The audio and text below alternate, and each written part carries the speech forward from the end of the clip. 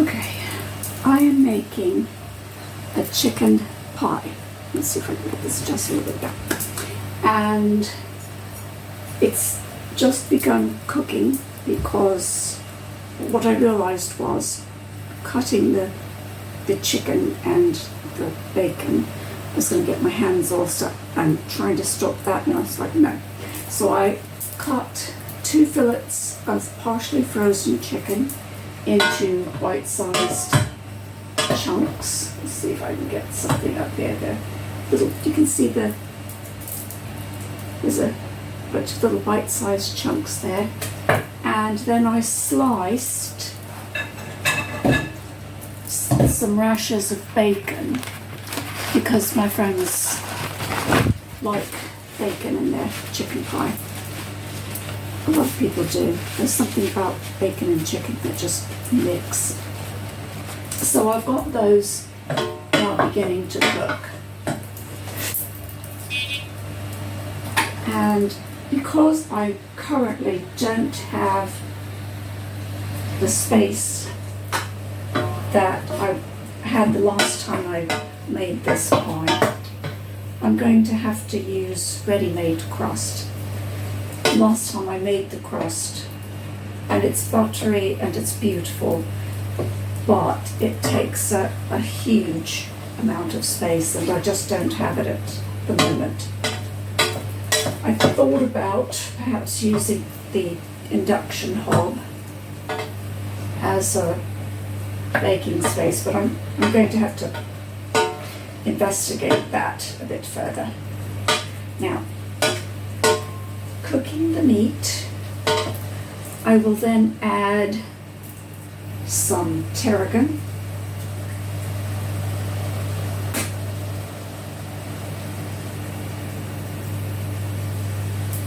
just a bit, rosemary, just a bit, marjoram,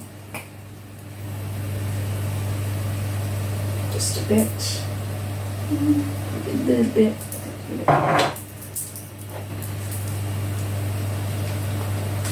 and blood,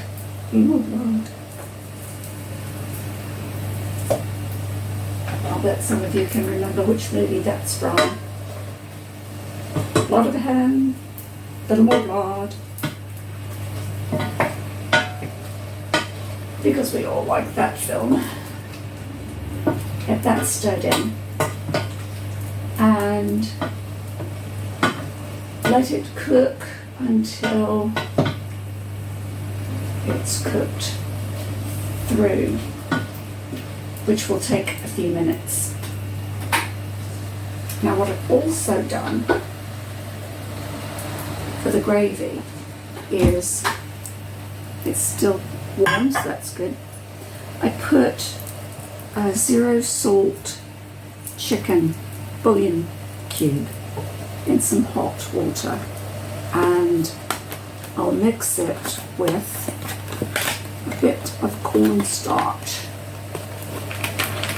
That's not the open box. I did have an open box, did I not? Nope. I know where it is. I'll be right. Okay. It was in the larder, of course. Anyway, so now I take a little bit of corn flour or cornstarch and a whisker and just whisk it together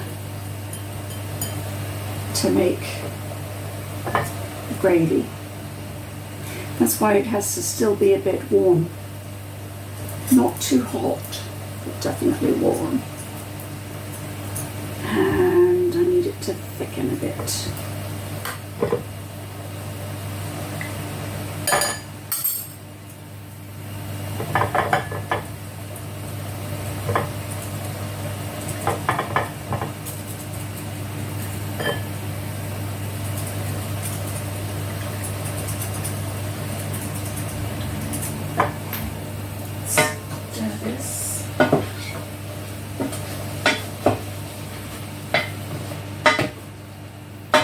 Okay, so that's looking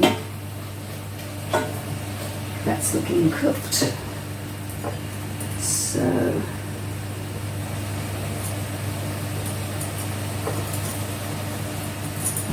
now pour this into the mix. And the reason why I leave my spices open for a few minutes after I've used them is because the steam from the cooking collects in there, and if you don't let it air out, that causes clumping and hardening of the spices so that you can't use them. So now those are ready to be put away.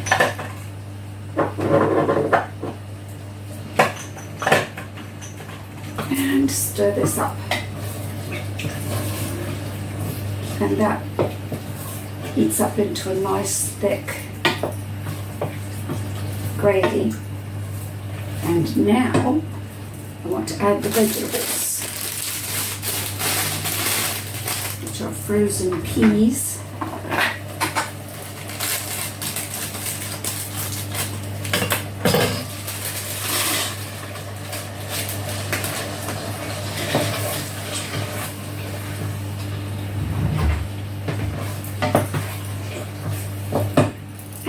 Tins of corn. The corn has to be drained, so I need to get over the sink with that.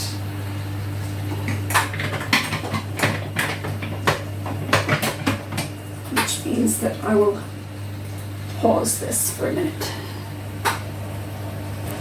Okay, now the corn. And that's probably all of the vegetables I'll use for this.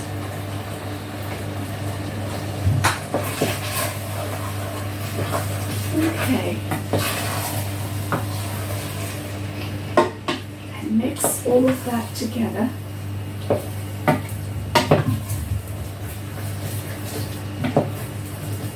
Turn this off. Ouch.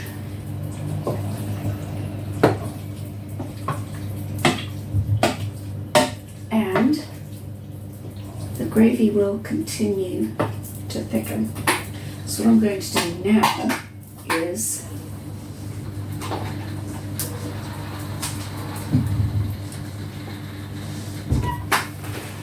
cut the pie crust.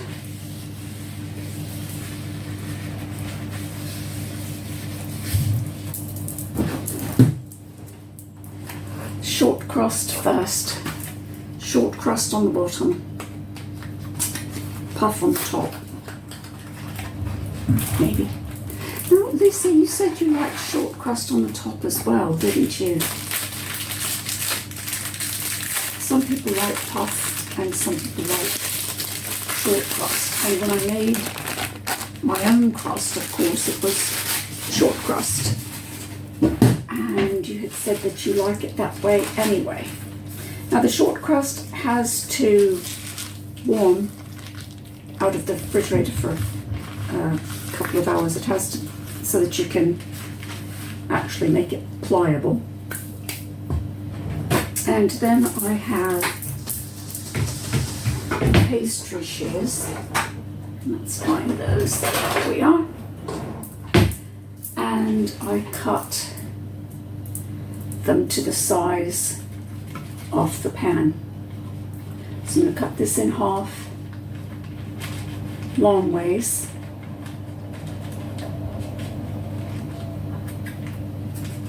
For the bottom. Like that.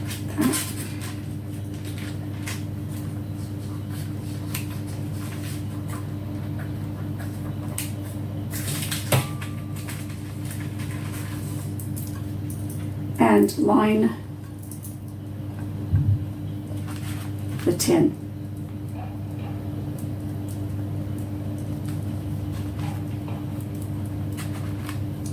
And you can blind bake it. When I make my own crust, I do if it's thick enough, but you don't have to. and get the other pan because I'm making 2 pies. So line the tin, and then I will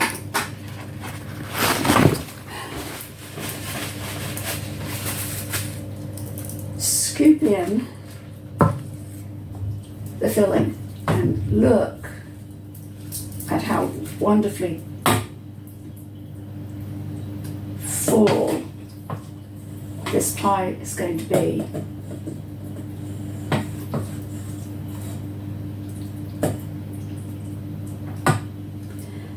And then, of course, we want the top crust. And the top crust a bit bigger will overlap and fit in. And sometimes people will put egg white on it to help it to stick. But what I've been doing is I just tuck it all in like that. You can do it either way, of course, but I just do this, and because of steam, then it's a good idea to make a little bit of a slice across the top. Just a bit of a slice across the top to let the steam out. And that one can then go in the oven. Now we're doing this one.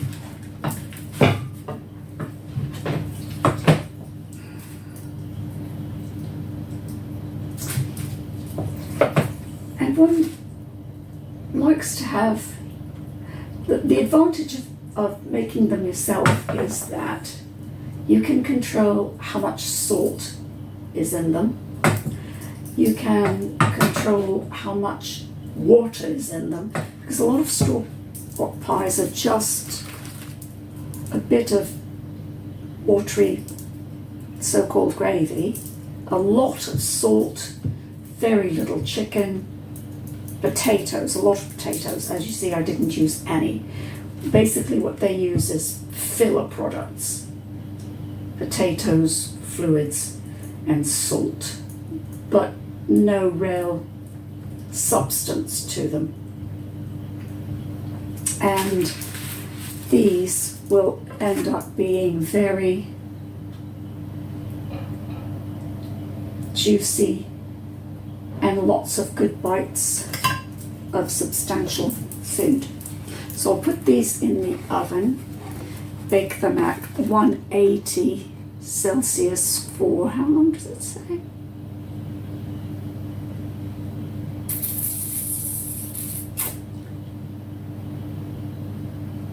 Doesn't say how long, but at any rate, until they get nice and golden, and then we'll be back. Now, since I wasn't going to make an entire pie for myself, I'm not going to eat that much, I decided that I would show you what it looks like with the rest of it, which Lisa's also going to get so that she can put together 2 more of her own later. But what you can see, let's get a piece of everything. Let's see. You can see nice chunks of chicken and bacon. All the vegetables on top. Okay, there's chicken, bacon, vegetables, and gravy. I think you can see all of it now. The gravy is nice and thick, and everything is nice and thick.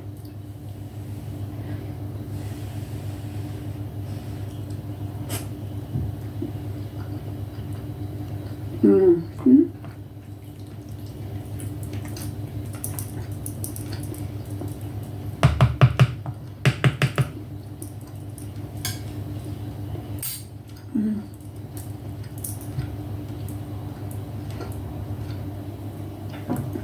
Balance of the herbs is just right.